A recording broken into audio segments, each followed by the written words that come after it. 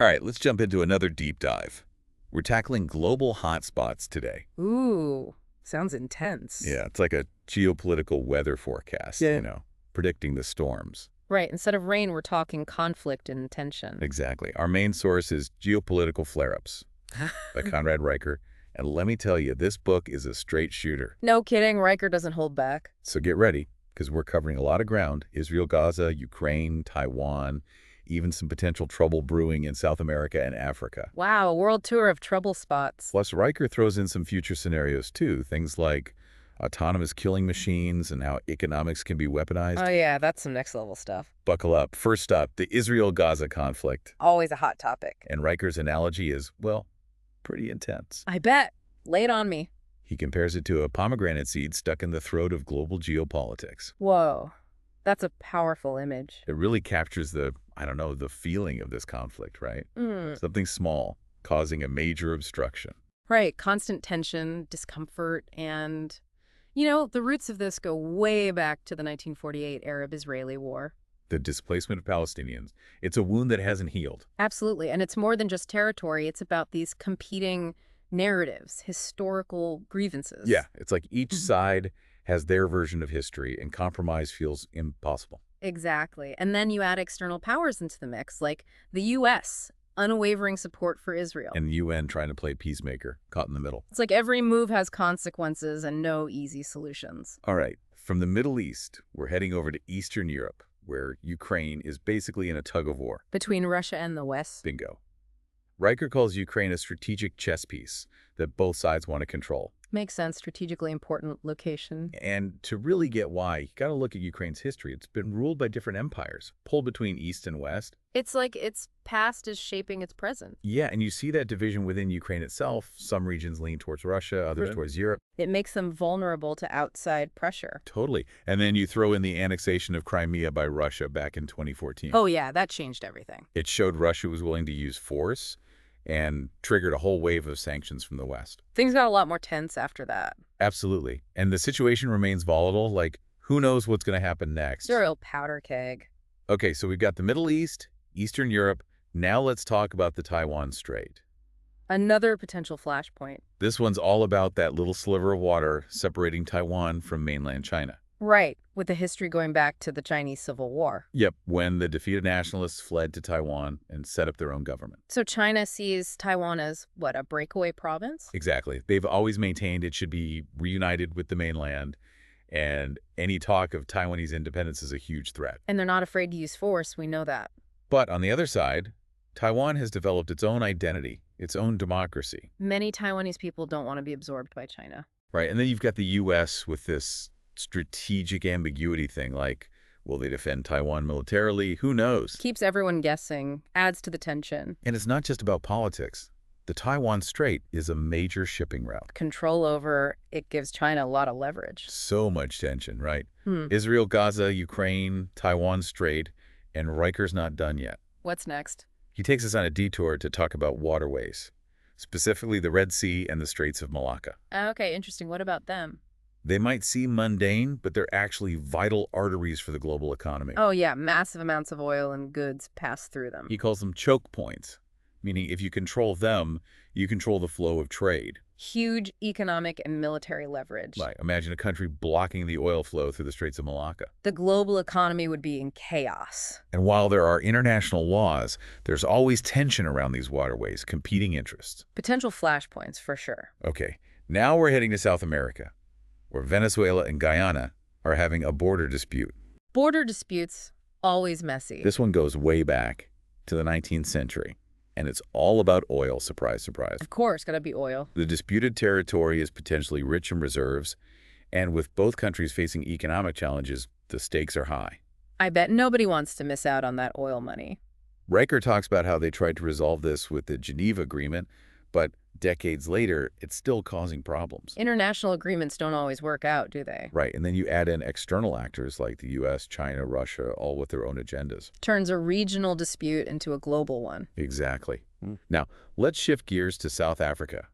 Riker calls it a complex puzzle, a nation with huge potential but facing some deep challenges. Like what? Remember the violence that erupted back in July 2021? It shocked a lot of people. Yeah, that was intense. Riker digs into the root causes, and it goes beyond those headlines. It's about one of the highest levels of income inequality in the world. Wow, seriously. He links it back to the legacy of apartheid, saying the scars haven't healed. Makes sense. That kind of division doesn't just disappear. He also talks about the unfulfilled promises of land redistribution. Adding fuel to the fire. And COVID hit South Africa hard, made everything worse. So it's like all these pressures building up and then boom. The violence was almost inevitable. Riker argues that for South Africa to move forward, it needs comprehensive change, not just economic, but political and social too. A complete overhaul. Yeah, new leadership focused on transparency, accountability. That's what he suggests. A tall order, but necessary. Absolutely. And that brings us to another country battling economic turmoil, Argentina. Oh boy, another one. Riker describes Argentina's economy as a roller coaster, booms and busts, leaving people constantly on edge.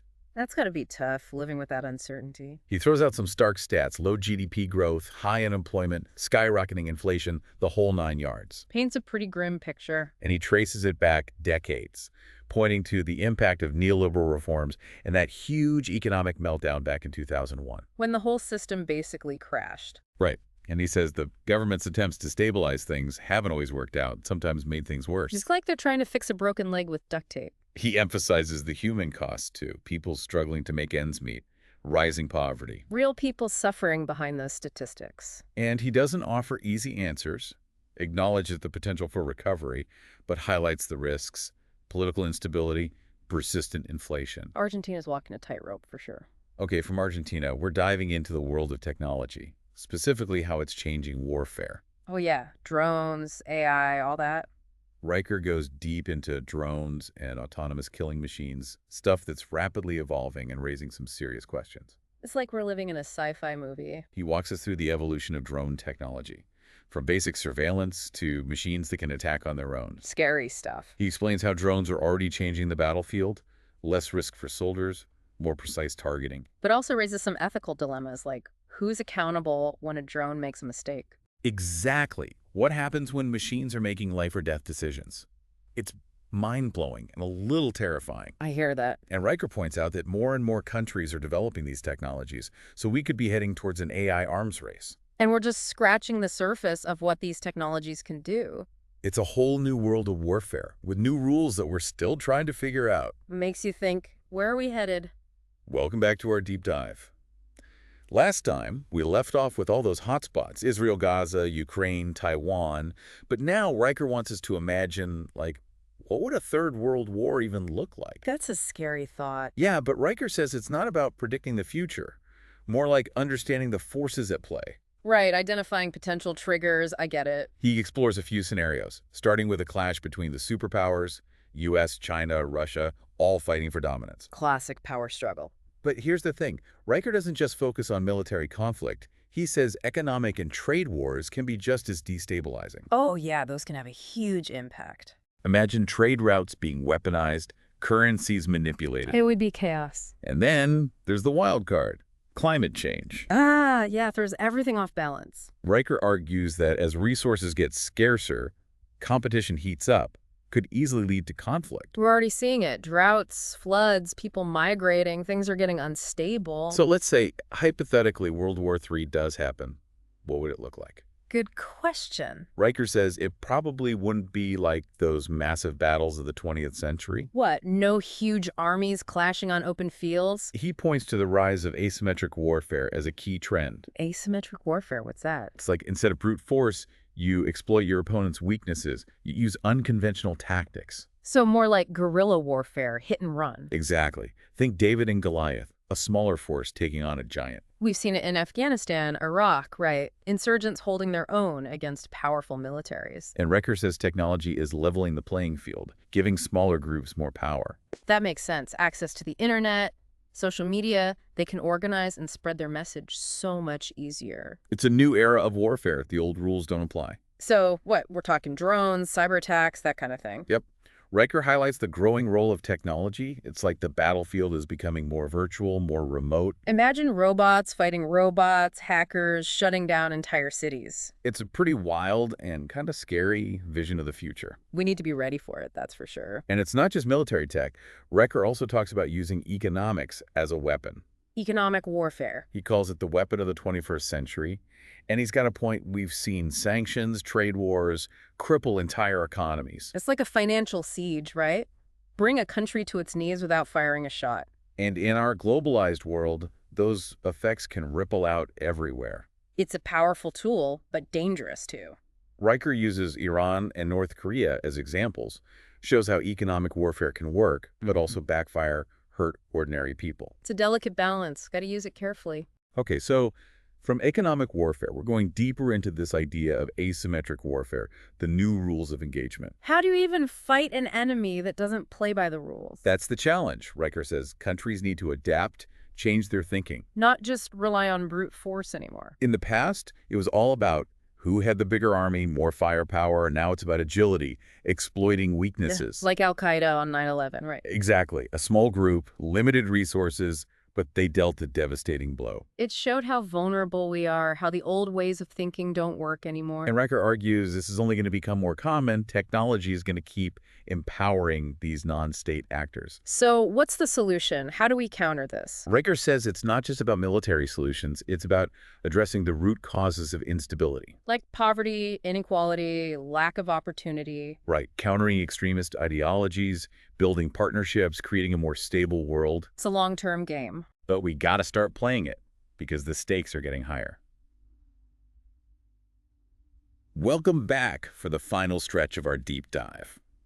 We've talked about some heavy stuff, potential World War III, asymmetric warfare, but now Riker shifts gears.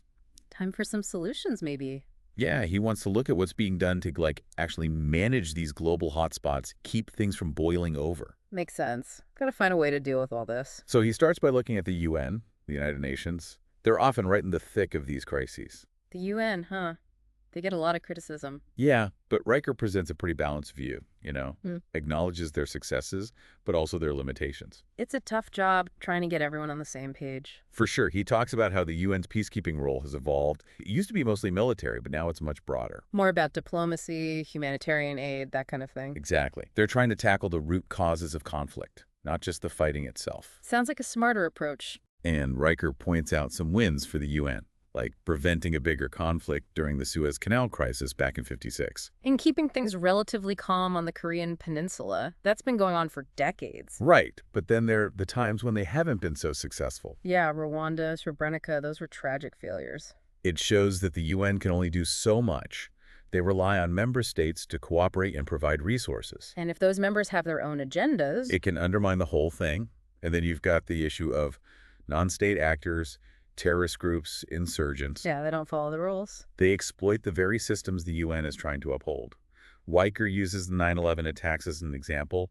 Al-Qaeda completely changed the game. Showed how vulnerable we are to these new kinds of threats. It's like the battlefield has become this fluid, unpredictable thing. And the UN is constantly playing catch-up. Okay, so we've got traditional conflicts, non-state actors, but wait, there's more. Oh no, what else? Riker throws in space warfare. Space warfare. You're kidding, right? Nope. He says space is becoming militarized. Countries are developing weapons that can target satellites. But why? What's the point of fighting in space? Think about it. We rely on satellites for everything these days. Communication, navigation. Even military operations? If those satellites go down, it could be disastrous. Okay, I see. It's about control. Whoever controls space has a huge advantage. Right, so we've got ground wars, non-state actors, space warfare. Oh, and don't forget, cyber warfare. It's like we're living in some kind of sci-fi action movie.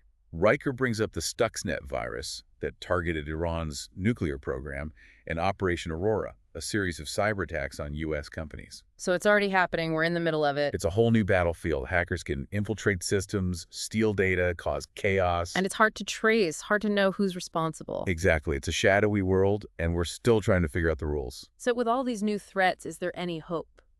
Well, Riker also points out that we're seeing a resurgence of old-school power politics. The strong doing what they want. Yeah, like the US and China, competing for influence and resources, not always playing by the rules. We see it all the time. Trade wars, tensions in the South China Sea, everyone jockeying for position. It's making it harder to manage those existing hotspots. Countries take sides, things escalate. It's like the world is dividing into these camps, trust is breaking down. It's a pretty bleak picture, but Riker ends on a more hopeful note. Oh, good. I need some optimism. He calls on all of us to become more engaged, more informed global citizens. So what can we do? It feels so overwhelming. He says, stay informed about what's happening in the world, question your assumptions, talk to people who have different viewpoints. Don't just get stuck in your own bubble. Right. Support organizations working for peace, advocate for policies that promote understanding and cooperation. It's about taking action, not just sitting back and watching. He reminds us that the future isn't set in stone. We can shape it with our choices. So we're not powerless. We can make a difference. Exactly. And that wraps up our deep dive into geopolitical flare-ups. It's been a wild ride, but hopefully you've learned something. I know I have. It's a lot to think about. Knowledge is power. The more we understand these global dynamics, the better equipped we are to navigate them and build a more peaceful world. To a better future. Cheers to that. Cheers. Thanks for joining us on this deep dive. Keep exploring, stay curious, and let's work together to make the world a little bit better.